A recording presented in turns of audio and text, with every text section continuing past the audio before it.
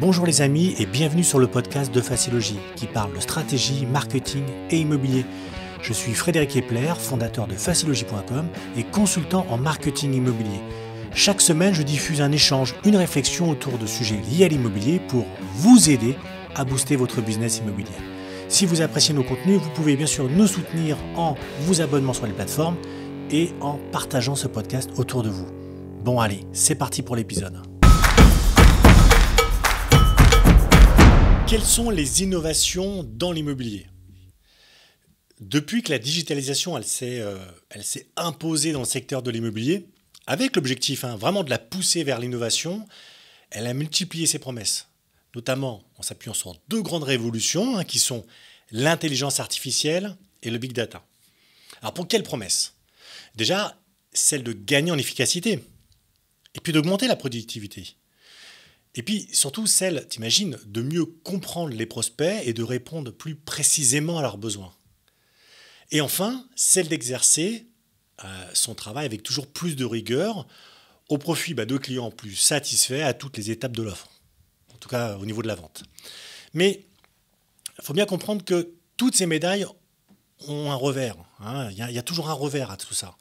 Déjà, est-ce que ces promesses sont adressées, elles ont à des craintes vivaces. La première crainte, par exemple, c'est est-ce que demain, l'innovation dans l'immobilier va pas, par exemple, remplacer les négociateurs par des machines qui vont être capables de vendre et prendre en charge des transactions. Il y a aussi, pourquoi pas, penser à la disparition des agences et la remise en cause du métier, par exemple, qu'on estime être aujourd'hui indispensable. Donc, il faut bien comprendre une chose, c'est que c'est vrai que l'IA aujourd'hui peut soulever des problèmes justement liés à ce remplacement. Mais moi, je pense qu'au contraire, on peut affirmer d'ailleurs sans crainte que cette innovation dans l'immobilier, lorsqu'elle s'appuie sur de l'IA, donc l'intelligence artificielle et la data, pour moi, elle est une fabuleuse opportunité plus qu'un risque. D'ailleurs, en tant que professionnel, il y a de nombreuses occasions d'en tirer parti. Mais à condition d'une chose, et ça c'est souvent ce qu'on rencontre, c'est déjà, de s'adapter, et puis de vouloir s'adapter. C'est ce que je dis toujours, bien sûr qu'il faut s'adapter, mais il y a aussi la volonté de vouloir s'adapter. Et puis quand est-ce qu'on commence ? Est-ce qu'on a cette peur de se dire aujourd'hui, non, je ne vais pas commencer maintenant parce que j'ai pas le temps, ou je le ferai un peu plus tard. Non, je pense que pour moi, l'adaptation, elle peut commencer de façon crescendo, par étapes, par palier, et il faut la faire dès maintenant. Quand on parle d'innovation dans l'immobilier, on essaie d'imaginer les applications, justement, qui existent déjà sur le marché, qui utilisent l'intelligence artificielle et la big data, déjà dans le quotidien de beaucoup de professionnels. Mais avant, je voulais juste faire une petite précision. Quand on parle d'intelligence artificielle, en tout cas dans l'univers professionnel, quel qu'il soit, on fait référence à ce qu'on appelle de l'IA faible. Alors c'est quoi l'IA faible ? Je ne vais pas rentrer trop dans le détail, mais cette version soft de l'intelligence artificielle et de ses extensions, comme par exemple le machine learning, le traitement du langage naturel, etc., ça désigne des applications qui sont relativement simples, du type reconnaissance, traitement des données, prise de décision, automatisation des tâches, etc. Clairement, on n'est pas dans la science-fiction, c'est vraiment quelque chose d'extrêmement concret. Ces outils, en tout cas, qui intègrent de l'IA aujourd'hui au quotidien, il y en a plein. Vous connaissez aujourd'hui les assistants intelligents comme Siri ou Alexa. Il y a de l'IA là-dedans. Quand vous prenez par exemple les pilotes automatiques dans les avions, même si, regardez, même les ennemis dans vos jeux vidéo, quand vous jouez, vous avez des ennemis qui sont aujourd'hui, qui intègrent une couche d'IA. Plus proche de ce qui nous intéresse, en tout cas dans l'innovation liée à l'immobilier, au marketing et au digital, vous avez par exemple l'algorithme de Google qui s'appuie lui aussi sur l'intelligence artificielle et plus particulièrement sur le machine learning pour indexer et positionner les pages. Donc, comprendre comment fonctionne l'IA de Google, c'est aussi un préalable essentiel pour booster sa visibilité digitale. Si on jette un coup d'œil très rapidement à l'IA, prenons un exemple très simple.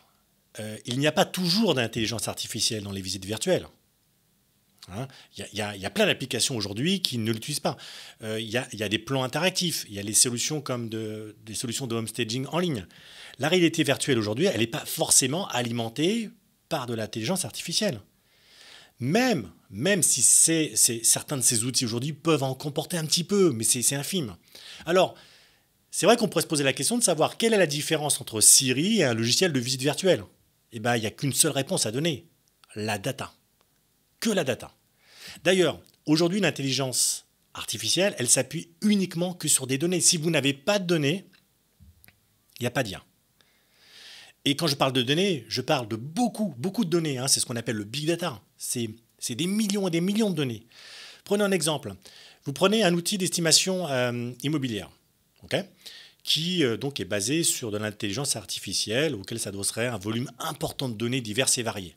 Pour déterminer, la précision, la valeur avec une précision remarquable, et puis surtout de prendre aussi des paramètres inaccessibles, en tout cas actuellement, qui ne sont pas exploitables aujourd'hui par un agent immobilier de chair et d'os. Imaginez par exemple une valeur de marché qui serait définie, donc par exemple en fonction de la distance exacte en mètres séparant un immeuble d'une station de métro ou d'un parc le plus proche, ou encore de la saison, qui ne va pas aussi loin dans le détail.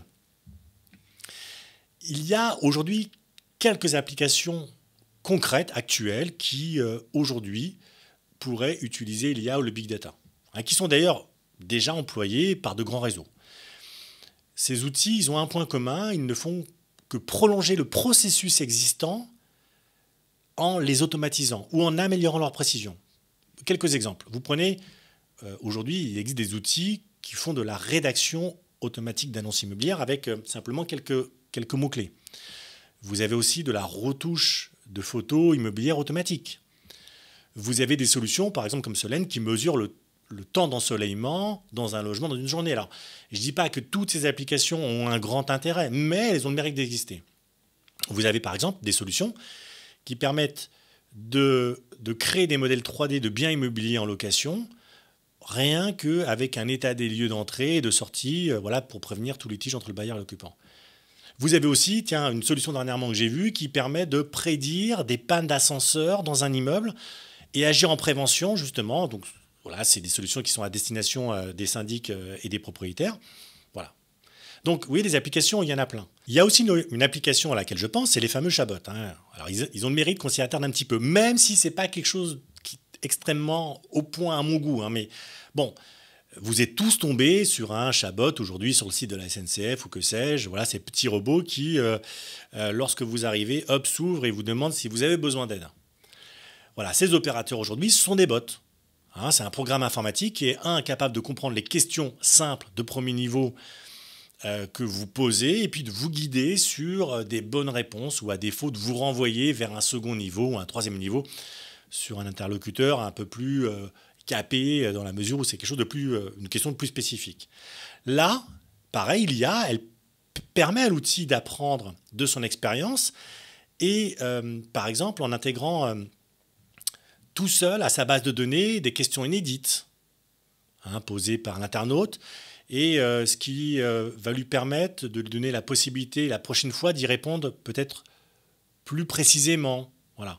Donc voilà, là vous avez encore un exemple d'application de l'IA dans ce type d'outil. Quand on parle d'ailleurs d'innovation dans l'immobilier, le chabot n'est plus un fantasme. On a aujourd'hui une réalité déjà de chatbots employés par de grands réseaux ou de syndics de copropriété pour automatiser les premiers contacts dans le cadre d'un parcours de vente. Bon, moi, c'est vrai que les chatbots, j'en parle parce que ça fait partie des technologies. Encore une fois, je trouve qu'il y a énormément de choses à faire. Ce n'est pas encore au point. J'en ai testé pas mal. Peut-être que ça fera l'objet d'un test sur la chaîne YouTube de Facilogy. Mais bon, ça a le mérite d'exister. Et puis surtout, ça fait partie du sujet aujourd'hui, c'est de savoir est-ce que ces applications aujourd'hui existantes utilisent de l'IA. Donc, on ne parle pas ici donc, que des outils concernant la transaction, comme vous l'avez vu, et l'administration de biens. Donc, il est entendu que l'intelligence artificielle, elle est largement employée dans aussi toutes les solutions domotiques. Il n'y a pas que le domaine de l'immobilier pur au niveau de ce qu'on vient de voir à l'instant. Mais on peut dire qu'aujourd'hui, les emplois, en tout cas dans notre podcast d'aujourd'hui, qui nous intéresse, vont être principalement liés à la transaction. Mais en tout cas, si je reprends des exemples de domotique, vous avez aujourd'hui des domotiques qui intègrent l'IA justement dans le cadre par exemple de chauffage, des choses comme ça. Voilà, mais je ne m'y attarde pas pour l'instant, ce n'est pas forcément le sujet. Ensuite, on va avoir des applications concrètes qui sont à venir. Par exemple, si on s'imagine dans le futur, comment on voit le futur aujourd'hui quand justement on parle d'applications utilisant la big data. Donc aujourd'hui, la question qu'on pourrait se poser aussi, c'est comment l'innovation dans l'immobilier pourrait évoluer grâce à l'intelligence artificielle et à la big data. Moi, je pense qu'on peut imaginer deux choses qui sont vraiment importantes. La première, c'est que ça peut faire évoluer à deux niveaux. Déjà, les recommandations personnalisées. La big data aujourd'hui pourrait avancer sur cette forme. On va voir un peu. Je vais vous expliquer un petit peu plus ce que j'en pense. Et puis aussi dans le marketing prédictif. D'accord ? Si je prends le premier exemple sur les recommandations personnalisées, c'est quoi ? Alors, elles existent déjà, elles ne sont pas utilisées dans l'immobilier particulièrement, mais au quotidien, on les retrouve. Un exemple, Netflix. Si vous allez aujourd'hui sur Netflix et que vous, par exemple, consommez un produit, d'accord, on va vous suggérer à un moment ou à un autre, peut-être d'acheter un produit associé ou de regarder un teaser d'un produit. Voilà. Donc, par exemple, sur Netflix, c'est un bel exemple, on a ces recommandations qui sont forgées. Comment ? Elles sont forgées à partir d'un historique de navigation. Et ces données, elles sont traitées par l'IA. Et l'IA va en tirer des conclusions pertinentes.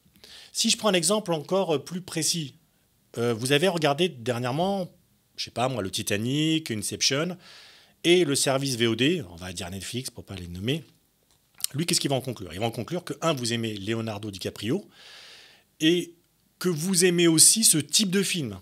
Est-ce que c'est un film d'action ? Est-ce que c'est un film à suspense ? Est-ce que c'est un policier, etc. Et donc, qu'est-ce que va faire Netflix ? C'est qu'elle va vous suggérer un certain nombre d'autres films avec cet acteur, ou elle va vous suggérer d'autres films qui sont dans la même catégorie. D'ailleurs, vous verrez que sur ces plateformes, vous avez même des pourcentages. C'est-à-dire qu'ils sont capables, à un moment ou à un autre, de dire, compte tenu de ce que vous avez déjà regardé, ça pourrait vous correspondre, mais en plus, ça pourrait vous correspondre à 90, 98%.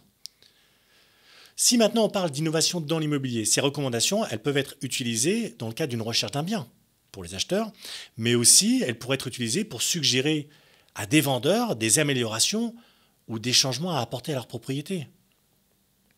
En tenant en compte des données bien sûr récoltées sur place, mais aussi d'autres biens sur le marché. Prenons un exemple. Imaginez, un tel outil pourrait conseiller à un vendeur de passer un coup de peinture dans son logement au prétexte que 70% des biens vendus dans le secteur ces 6 derniers mois affichaient des murs de la même couleur, entièrement blancs. Alors, on n'y est peut-être pas encore, mais voilà, c'est un applicatif de ce qu'on pourrait intégrer dans cette notion de recommandation. Il y a un deuxième élément, c'est le marketing prédictif. Alors ça, c'est juste ce que j'appelle le Graal à atteindre, c'est l'idéal.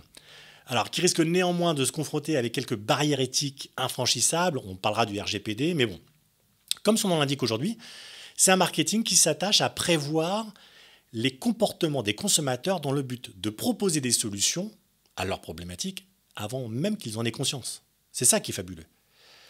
Et aujourd'hui, on pourrait imaginer, par exemple, un outil à base d'IA qui permettrait de cibler un propriétaire avant même qu'il ait pris la décision de vendre.